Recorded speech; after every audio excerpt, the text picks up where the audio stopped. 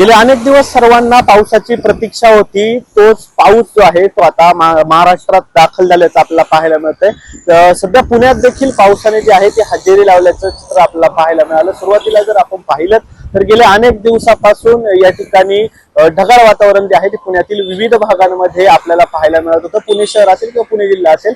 मात्र जर आता आपण पाहिलं तर खऱ्या अर्थाने गेल्या 2 दिवसापासून तात्पुरता होईना की नागरिकांना जो आहे तो उन्हापासून दिलासा मिळण्याचं चित्र जे आहे ते आपल्याला पाहायला मिळतंय। सध्या पुण्यात आहे ते सर्वत्र ढगाळ वातावरण आपल्याला पाहायला मिळतंय। सकाळी शहरातील अनेक भागांमध्ये जो आहे तो हलक्या स्वरूपाचा पाऊस जो आहे तो दाखल झाला होता।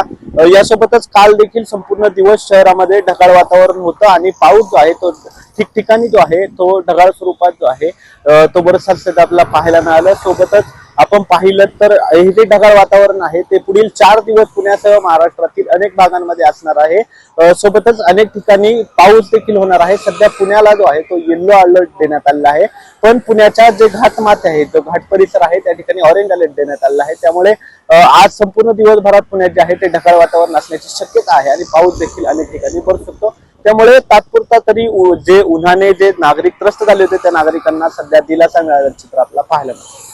कॅमेरामन दिनेश सिंग सह मी प्रथमेश तांबे, LS मराठी।